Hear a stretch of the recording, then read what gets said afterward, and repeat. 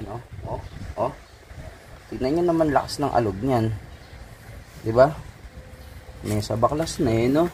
Tutuusin eh. Malalaman natin kung ano yung nagpapaganyan sa ilalim. Lag. O, tara. So, nag-ano kami, tinetesting ko tong Avanza ni Insan. Mekos din yan. Hindi, yung Avanza kasi, ito, may kalampag sa harap. Napakalakas na. Tapos may sinasabi siya eh, paano yun? Pagka halimbawa, yung mga maliliit na lubak lang, lalo na yung mga, alam mo yung parang napudpud na espalto, ramdam na ramdam mo yung yung mga kasukasuhan niya. Talagang matunog. Siyempre, kumbaga nagamit ko siya before nang hindi ganoon kaingay. So parang nafi-feel ko na parang mas maingay na siya ngayon. Ito, pre, tignan mo. Pagka pinatagilid ko sa Hamson, lakas tug-tug. Talaga ako naririnig. Tignan natin. Ayan. Ayun no. Ito lang, pakabila. Mas malakas doon sa kanan eh. Ito. Tira ko ng lubak.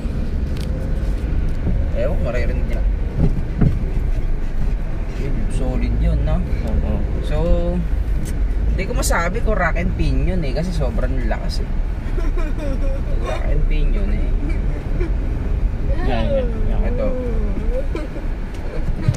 Ayun no. Talagang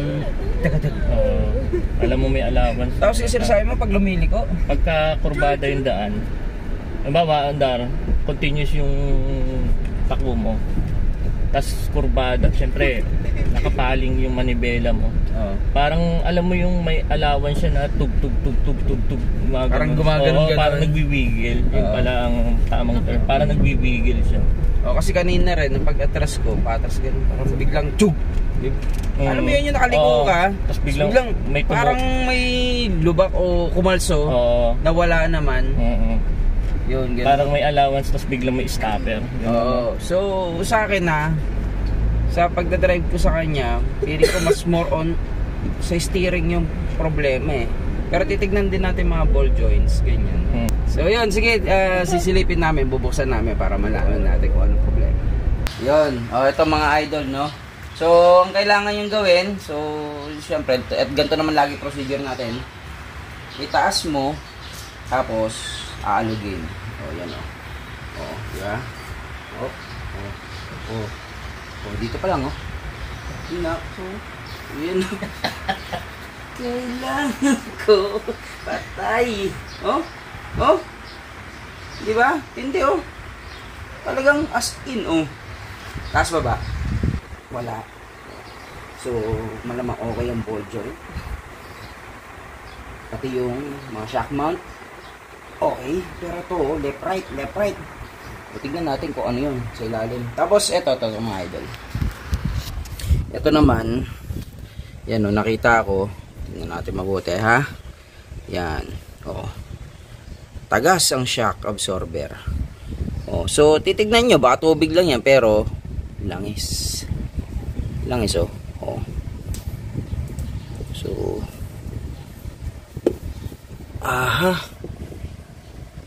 ewan ko kung bahala si customer kung gusto niya ng isabay, pero I think hindi naman, pero hindi sabog na talaga ganun talaga Tapos tingnan mo senyales sa gulong, Dunlop yan kasi yung iba sabi Yokohama, nagaganyan daw yan tamo, may tab. Yan. Syempre may kalampag kaya nagkakaganon. Yan Di ba? Tignan natin sa ilalim kung ano yun. Yan Tignan nyo naman lakas ng alog niyan. Di ba? May sa baklas na Tutuusin Malalaman natin kung ano yung nagpapaganyan sa ilalim. Lag. Sige nga, pre. Okay. So, moving parts. Kung nakikita ninyo. Dito, titignan natin din dyan. Siyempre, pero kitang-kita naman ito. Itong kanyang para sa inner tie rod no? Ito. Nga, pre, lakasan mo, bilisan mo. Boom. Okay, ito no. So, tingnan natin yung loob nito. Okay, so para ma-check ko na rin dito na no. Okay. So, ito no, niluwagan lang natin to. So, ganyan no. Oh, ito.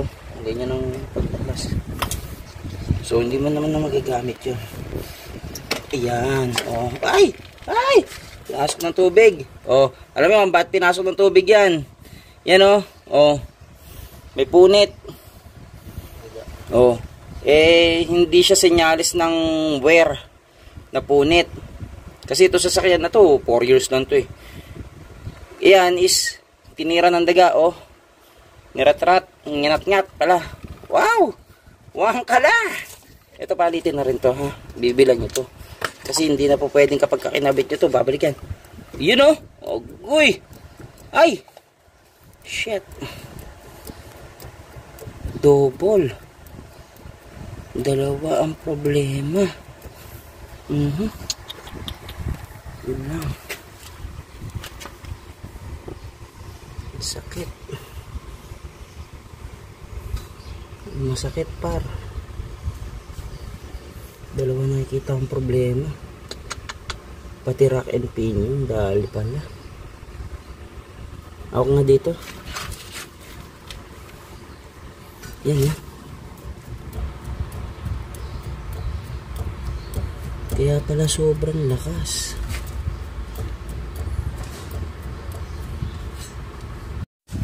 Yun o mga idol oh. Isipin mo. Dahil dito sa nginat-ngat ng daga na to, yun lang yung naging dahilan niya para kalawangin yun, mag-alugan yun, nababad sa tubig yun ha. Isipin mo, nadali hanggang sa loob. Grabe. Kaya lang yan dyan. Okay. So, baklasin natin. Ito nga pala, ang desisyon is palitan muna ng inner tie rod. Kung tawagin nila yan is rack end. No? Hindi yan rack end. Ang tawag talaga dyan is inner tie rod. No, rack end yung kinakabitan. Yun. Rack end pin yun. No? So, basta ito is actually inner tie rod. Then, ito yung tie rod. Then, babaklasin natin. No? Basta yun muna. No?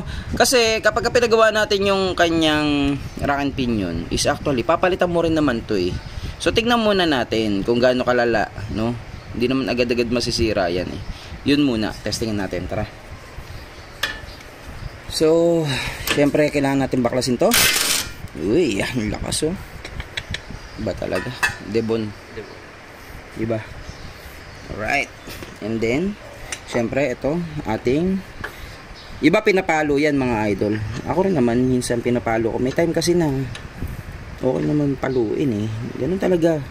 Sa mga lumang manual ng ating pagre-repair, pinapalo talaga yan. Yun. Ito nga lang masakit dito. Kailangan mo ng cover. Sandali. Ultra wide lang. So, iwas na lang. Kasi bumibitik yan.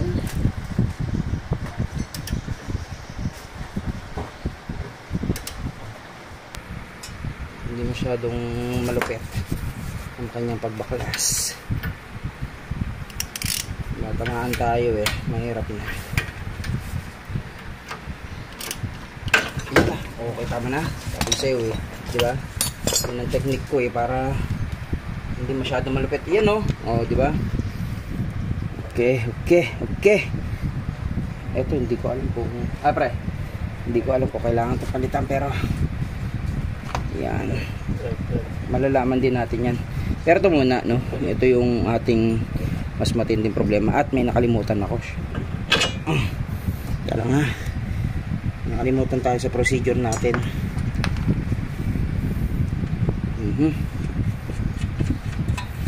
So yung nakalimutan natin is luwagan pala natin to. Ito. Pagis talaga yan. Yeah. Yun. Okay.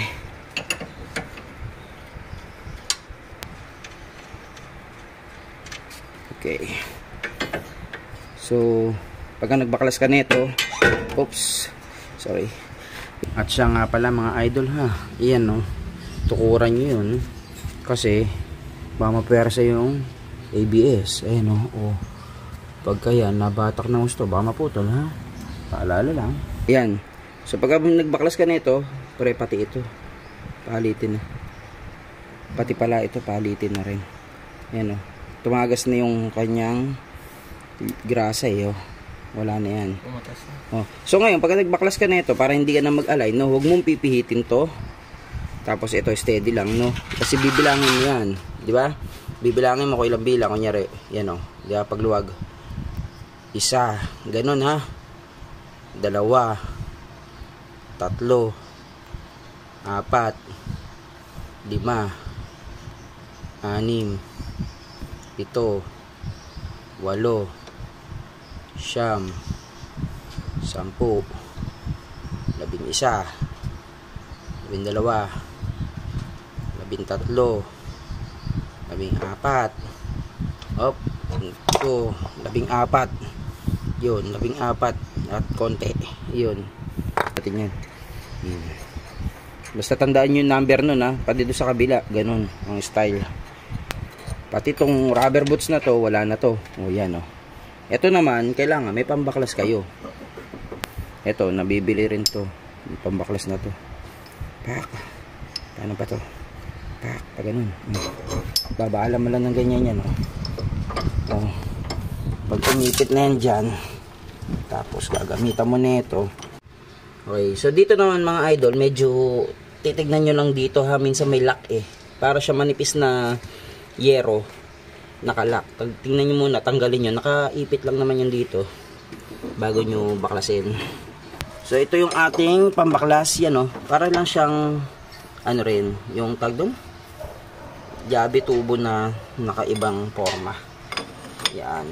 So pipihitin lang natin yan. Okay. Papit. Yan, sige. Okay. Oh yeah. Ewan ko. Yun. O, diba? Bagsik. Okay. Okay, okay. Siyempre. Ay, puta talaga. I don't know. Ang laki. Malaki yung alog niya. Lokbo no? Oh. Daig pa 1990s na sasakyan. Palit to. Ito. Doon, medyo matigas-tigas pa, may laban pa, palit na rin kasi ganagasan na ng grasa. Tapos itong sanhi, palit na rin. Iyon o, ito yung Avanza natin ha. O, yung gantong model yan. O, di ba? Iyan, mga idol. Ito yung nabili natin piyesa. Yan o, 555, Gapan. Made in Japan. Yan, 555 yan, pati ito, rubber boots. So, yun, install natin dyan. Pero, bago yan, lagyan muna natin ng grasa to. Diba? Yan o. Lalagyan ko lang. Pupunuin ko lang dun. Sandali. O, game. Ito, pasok natin itong bago. Yun o. Yan. Tapos, yung ating pamihit.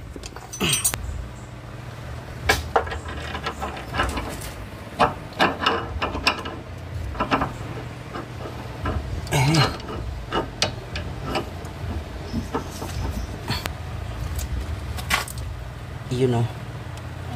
Okay, pre, tulak.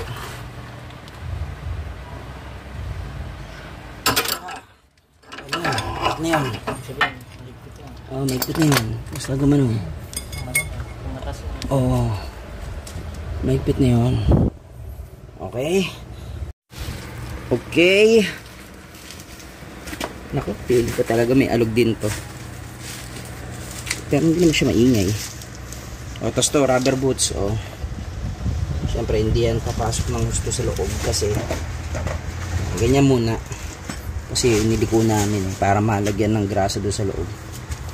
Tapos ito yung kanyang tornilyo. Dito ka.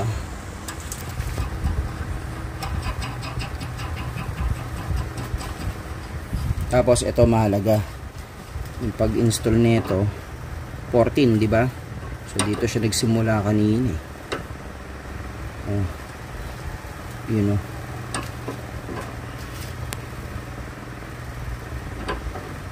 Dito siya natanggal eh. Yan, ayun yung 1 nya. 1, 2, 3 hanggang 14. 4, 11, 12, 13, 14. Oh, yun yung medyo naka-align, no? Medyo pa lang yun kasi kailangan talaga i-align mo kasi ito na bago na rin kasi sa inyong position, pero medyo align yun, malapit yun sa katotohanan. Yan, mamaya na natin higpitan yan. Yun, so ni-review ko, nagbilang ako 1 kaagad eh, yung pangalawa 2 kaagad eh, dapat yun pa lang yung 1 eh, kulang daw. O edi isa, o yan, o di good. Yan, o, ganyan muna, mamaya natin ilalaki yan, ayan, sabay-sabay. Okay, so dito, pero check ko na lang din yung alignment nito para walang away, di ba? O yan,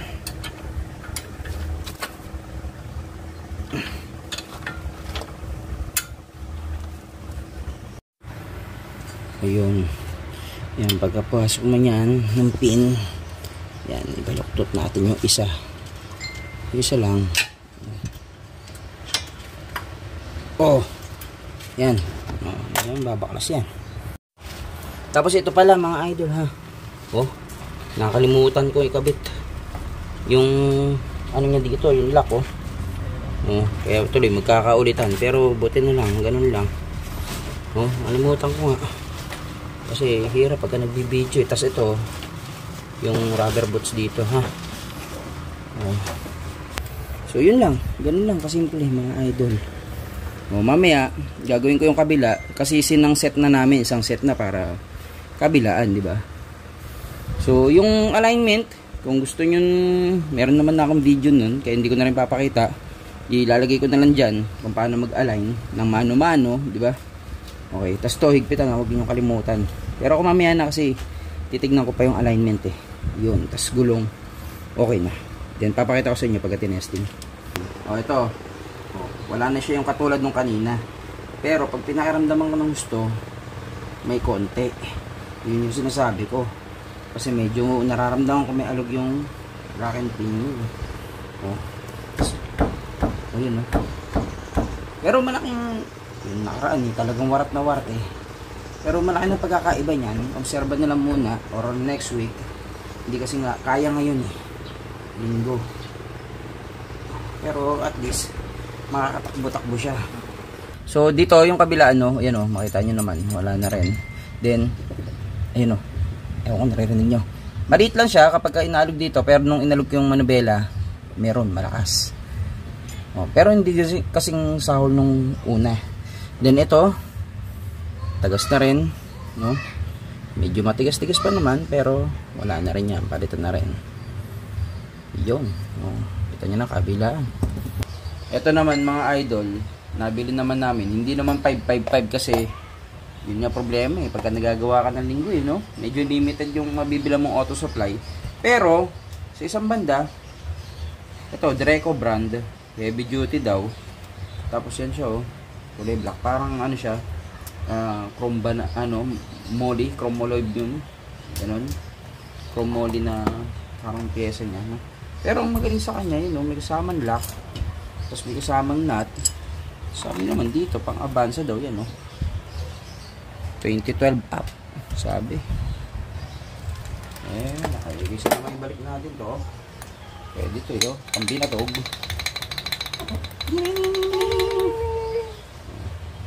Try natin ito. Parang tingnan ko naman niyo. Halos sa akin na, totoo lang, mas pulido ngayon pagkakagawa kaysa sa 555 eh. Maganda siya. Mas mura rin. Mas kabit natin. No. Tubig din. Plus condition nito. Wangkala. Tinubig din. At actually, may mga moisture sa loob. Yung problema pag pinapasok nga ng tubig, oh. Palit. Yan, oh. Oh, yun, oh. Kita nyo, oh. Bumubula-bula pa, oh. So, ito naman mga idol, no. Kinabit na lang din namin yung pinaka, ano niya, lock. Ito. So, sa ibang sasakyan, bago nyo pihitin, may lock yan, no. Tignan nyo mabuti, ha. Yan, oh. Medyo itutulak nyo lang pag ganun yan, kapag may lock. Pero dito, this time, wala kasi siyang dating lock, pero dahil may kasama na siya, nilagyan na rin namin. Yan, oh. Titupin mo lang para, ano, hindi siya pumihit. Mas safe yun, pagka ganun. Kung sakali naman, no, talaga may alog, may kalampag, wala tayong magagawa, kundi palitan yung bushing niyan, nung rack and pinion, tingnan nyo naman, dali gawin, no? Diba? Power steering yan, pero, kung papansinin nyo, yan, no, tatanggalin mo lang yun, universal joint, tapos tumatornil yun to, kaya nang siyang ibaba. Pero, itong power steering na to kasi, hindi yan, katulad ng di-fluid, yung matrabaho yung karaniwan, nasa likod yun eh, ito, nasa harap, oh, yan, oh, nasa harap siya, oh. Karaniwan nandun sa likod yung mga di-fluid, yung ibang rack and pinion. Ito kasi is wala siyang pinagkaiba sa steering ng mga hindi power steering. Yun, ng mga 1990s na sasakyan, parehas lang siya. Kasi ito is electronic power steering o electric power steering. Ang mangyayari sa kanya, diba yan yung pinipihit niya. Pagka ikaw hindi ka naka-power steering, yan talaga is rekta na. Yan o. Yung universal joint na yan, yun, basta yun. Ito to, yun, yung part na to. Yan, nakarekta na yan sa manubela. Ganun sa hindi power steering. Pero ito, nakarekta rin naman sa manubela, pero may motor yan. May motor. May, di ba, ito yung manubela mo. Tapos ito yung pinakatubo, papunta dito, no? Papunta dyan, pag ganun yun, no? Oh. May motor in between. Maaaring hindi ko kabisado kung saan nakalagay. Maaaring dito sa ilalim ng dashboard. May motor yun. Pag pumihit ka, tutulungan ng motor. Kapag pumihit kang pakanan, ganun din. Kaya siya lumalambot. Pero technically, normal lang siya na steering system. Yung pang hindi power steering. Yung mga pang 1990s na SB, no? Small body. Parang ganun yun mga idol. At yun na nga mga idol, yun tinesting namin, no. So sabi ko okay dahil si Insan tawan-tuwa yan. Dahil megs lang yan. Hindi, si Insan tuwan-tuwa dahil nga sabi niya, uy, nawala ang sakit ng ulo ko dyan pre. Iniisip ko kung magkano gagastusin dahil talaga napakalakas ng kalampag, no. Sabi niya, halos sabi niya, ako yari na naman ako dito, kumbaga sakit sa bulsa nito. Actually mga idol, sa iba, no, masakit talaga sa bulsa yun.